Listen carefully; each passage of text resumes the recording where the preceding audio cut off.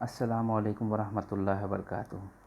دو متغیری خطی مساوات کے چوتھے حصے میں آپ تمام کا استقبال ہے۔ آج ہم یہاں پر جو مثال حل کریں گے اس میں متغیر کا جو ضریب ہے وہ کسری شکل میں ہے۔ تو آئیے اس کا حل دیکھتے ہیں۔ سب سے پہلے ان مساواتوں کو طریقے کے مطابق مساوات نمبر 1 اور مساوات نمبر 2 دیں گے۔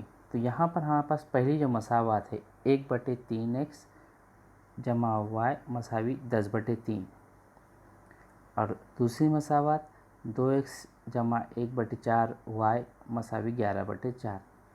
پہلی مساوات میں x کا جو ضریب ہے 1/3 یعنی کسری شکل میں ہے، اور ویسے ہی مساوات نمبر 2 میں y کا جو ضریب ہے وہ 1/4 یعنی کسری شکل میں ہے۔ تو اس قسم کے سوالات میں سب سے پہلے ہمیں ان کسر والے اعداد کو صحیح عدد میں تبدیل کرنا ہے، یعنی تقسیم کے 3 کو وہاں سے ہٹانا ہے۔ مساوات نمبر 1 میں تقسیم کے 3 کو ہٹانے کے لیے ہمیں اسے پوری مساوات کو 3 سے ضرب کرنا پڑے گا۔ تو اس میں جتنے بھی ارکان ہیں اس کو 3 سے ضرب کرتے ہیں۔ مساوات 1 کو 3 سے ضرب دینے پر 3 ضرب پہلا رکن 3 ضرب 1/3x جمع 3 ضرب y مساوی 3 ضرب 10/3۔ یہاں پر آپ ضرب کا 3 اور تقسیم کا 3 یہ کٹ ہو جائے گا، صرف x بچے گا۔ 3 اور y کی یہاں پر ضرب ہوگی، اور مساوی کے دائیں جانب ضرب کا 3 اور تقسیم کا 3 کٹ ہو جائے گا۔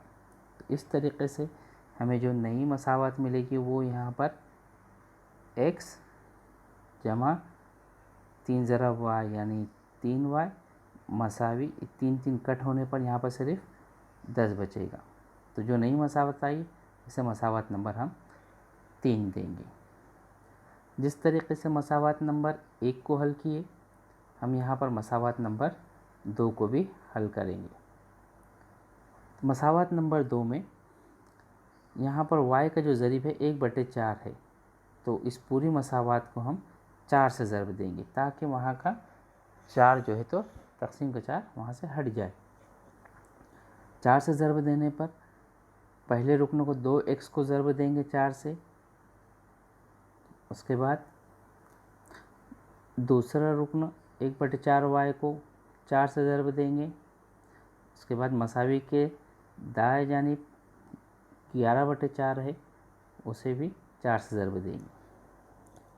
تو یہاں پر 4 ضرب 2 ضرب x 4 دونی 8x ہو جائے گا۔ ضرب کا 4 اور تقسیم کا 4 کٹ ہو جائے گا، صرف y بچے گا۔ مساوی کی دائیں جانب ضرب کا 4 اور تقسیم کا 4 کٹ ہونے پر صرف 11 بچے گا۔ اس نئی مساوات کو آپ مساوات نمبر 4 دیں گے۔ تو ہمیں جو مساوات حاصل ہوئی ہے x جمع 3y مساوی 10 اور 8x جمع y مساوی 11۔ ان مساواتوں کو ہم پھر سے دوبارہ لکھیں گے۔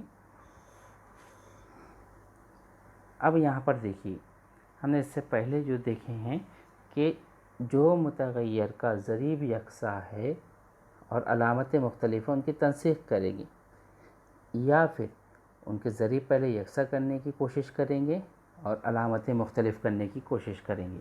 تو یہاں پر آپ دیکھیں گے کہ مساوات نمبر 3 میں y کا ضریب 3 ہے اور علامت مثبت ہے۔ مساوات نمبر 4 میں y کا ضریب 1 ہے، علامت مثبت ہے۔ تو یہاں پر اگر y متغیر کا اخراج کرنا ہے تو مساوات نمبر 4 کو 3 سے ضرب کرنا پڑے گا، اور چونکہ علامت یکساں ہے اس لیے ان مساواتوں کی تفریق کرنا ہوگی۔ اگر متغیر x کا اخراج کرنا ہے تو آپ دیکھیں گے متغیر x کا ضریب 1 ہے یہاں مساوات نمبر 3 میں، اور مساوات نمبر 4 میں 8 ہے۔ تو اس صورت میں مساوات نمبر 3 کو 8 سے ہمیں ضرب دینا پڑے گا اگر ہمیں متغیر x کا اخراج کرنا ہے، اور چونکہ متغیر x کا علامت دونوں مساواتوں میں مثبت ہے تو اس شکل میں آپ کو مساواتوں کی تفریق کرنا ہوگی، جیسا کہ اس سے پہلے کہ ہم نے لیکچر میں دیکھے ہیں۔ تو آئیے ہم یہاں پر متغیر y کا اخراج کرتے ہیں۔ y کا اخراج کرنے کے لیے مساوات نمبر 4 کو، پوری مساوات کو 3 سے ضرب دینے پر 3 8 24x جمع 3 ضرب y 3y مساوی 11 ضرب 3 11 تیا 33۔ جو نئی مساوات آئی اسے مساوات نمبر 5 دیں گے۔ اب آپ غور کریں گے مساوات نمبر 3 اور مساوات نمبر 5، یہاں پر آپ کا y کا ضریب یکساں ہے اور علامتیں مختلف ہیں۔ اس صورت میں مساوات نمبر 3 اور 5 کی ہم کیا کریں گے؟ تفریق کریں گے۔ مساوات 3 اور 5 کی تفریق کرنے پر جو مساوات ہے نیچے کی اس کی علامتیں تبدیل ہو جائے گی، مثبت کا منفی اور منفی کا مثبت۔ تو یہاں پر 24x کی علامت منفی، 3y کی علامت منفی اور اس 33 کی علامت بھی منفی۔ اب دیکھیے یہاں پر 3y کی علامت مثبت، 3y کی علامت منفی، اس لیے اس متغیر کا اخراج ہو جائے گا، وہ کٹ ہو جائے گی۔ اب یہاں پر اوپر مثبت کا x ہے اور یہاں پر نیچے منفی 24x ہے، دونوں کی علامتیں الگ الگ ہیں، تو علامتیں الگ الگ ہونے کی صورت میں تفریق کا عمل ہوگا اور جواب کے ساتھ بڑے عدد کی علامت لگے گی۔ x منفی 24x، 24x میں سے x نکال دیجئے، 23x بچے گا اور بڑے عدد کی علامت منفی، اس طریقے سے یہاں پر منفی 23x۔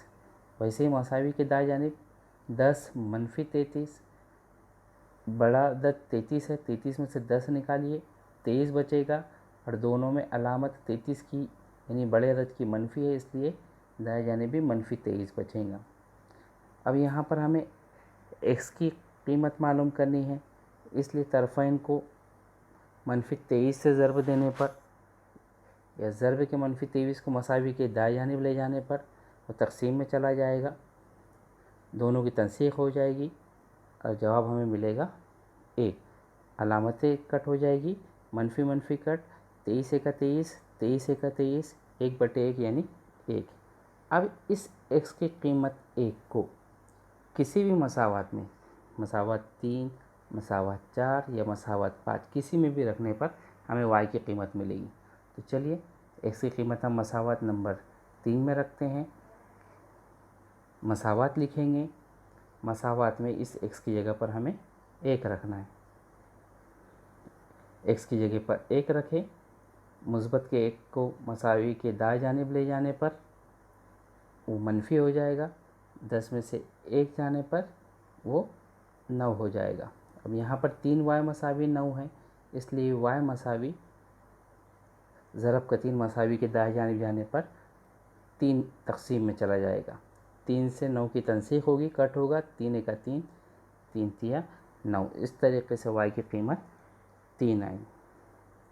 مرتب جوڑی کی شکل میں ہمارا حل لکھیں گے، پہلے x کی قیمت 1 اور y کی قیمت 3، اس لیے ہمارا جو جواب ہے 1,3۔ اسی قسم کی مثال کے لیے آپ کو مشقی سوال دیا گیا ہے، یہاں پر پوری مساوات میں ضریب جو ہے کسر کی شکل میں ہے۔ پہلی مساوات میں 1/5x جمع 1/5y مساوی 2/5۔ دوسری مساوات میں نصب نما میں 2 ہے، حل کرنے کی کوشش کریں۔ شکریہ۔